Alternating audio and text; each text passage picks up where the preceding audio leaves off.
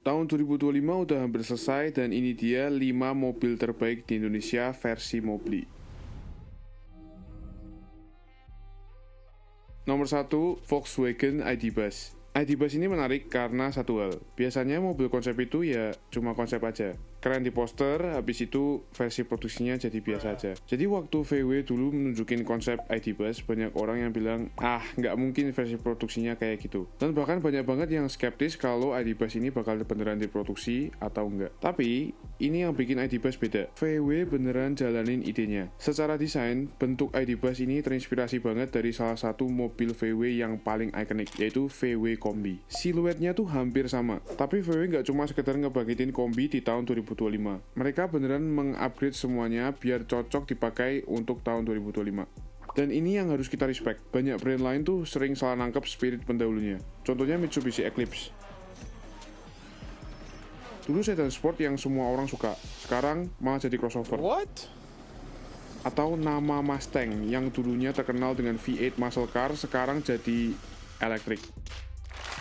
Nah, VW sebenarnya bisa aja ngelakuin hal yang sama di ID Buzz. Bisa aja mereka bikin ID Buzz jadi MPV yang biasa dan boring, yang gitu-gitu aja. Tapi enggak, VW beneran respect sama pendahulunya. Dan jujur aja, untuk itu kita patut bilang makasih ke VW. Banyak banget EV zaman sekarang terlalu serius, sedangkan ID Buzz itu kerasa lebih fun dan relax. Di nomor 2 ada BYD Sea Lion 7. Mobil ini penting karena, kita jujur aja, banyak mobil China masuk dengan semangat harus paling bisa semuanya. Paling kenceng, paling banyak fitur, paling banyak layar, paling banyak gimmick, dan kadang hasilnya jadi aneh. Proporsinya aneh, garis desainnya kebanyakan, kayak semua ide ditumpahin sekaligus jadi satu.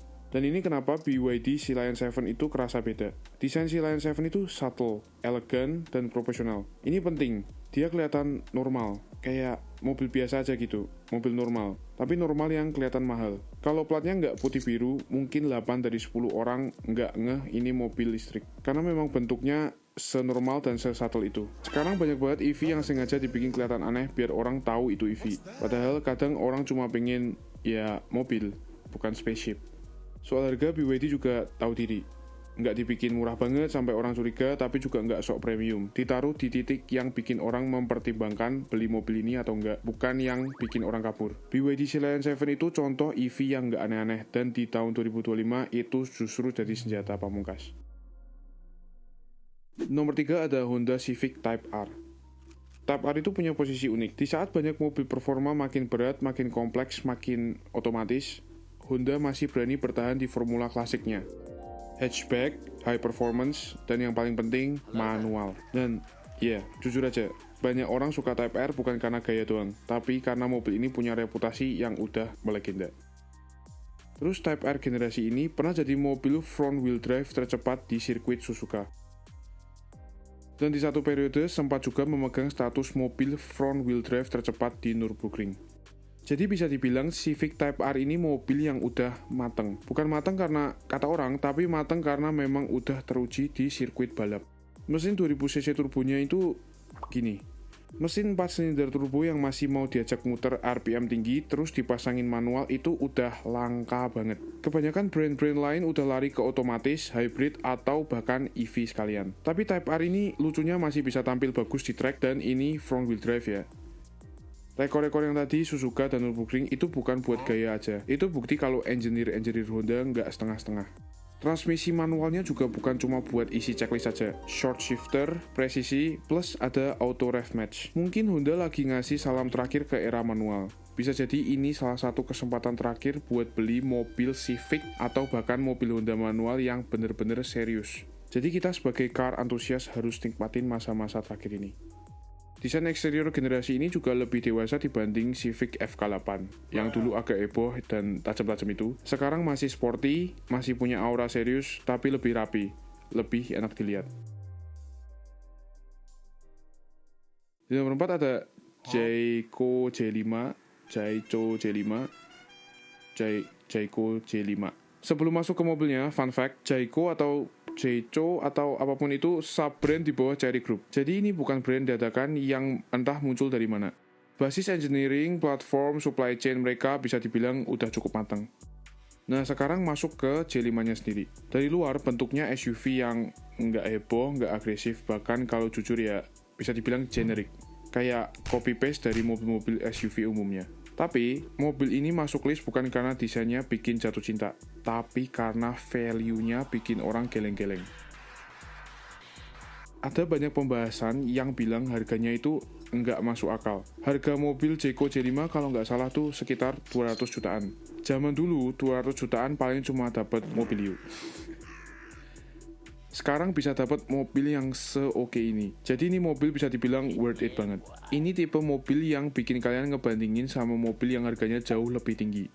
Kalau harga J5 tiba-tiba naik jauh ke angka 300 jutaan, mungkin mobil ini nggak akan masuk list ini. Di nomor 5 yang terakhir, BMW i5 Touring. Mobil ini sering disalahpahami. Banyak orang denger EV wagon langsung kebayang berat, pelan, dan boring. Dan iya, mobil ini sempat jadi bahan omongan karena bobotnya, apalagi versi wagon. Tapi ini tuh sebenarnya udah jadi kebiasaan ya fans BMW atau petrolhead secara umum. Sering banget refleksnya gini, generasi sebelumnya pasti lebih seru. Itu udah kejadian dari dulu. Tapi coba tahan dulu pikiran itu sebentar aja. Fakta kalau BMW masih ngeluarin seri 5 versi wagon aja, itu udah keren banget.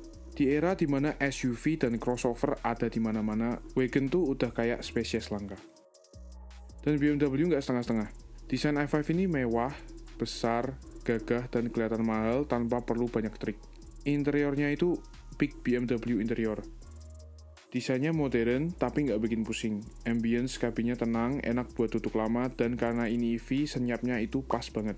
Mobil mewah memang paling cocok kalau jalannya halus dan hening, bukan yang ramai sendiri. Cuma ada satu hal aja yang kurang sip, grill LED yang nyala-nyala itu. Kalau itu dilepas, terus diganti sama grill carbon fiber, terus dipasangin BBS atau HRI, tampilan mobil ini fix naik kelas.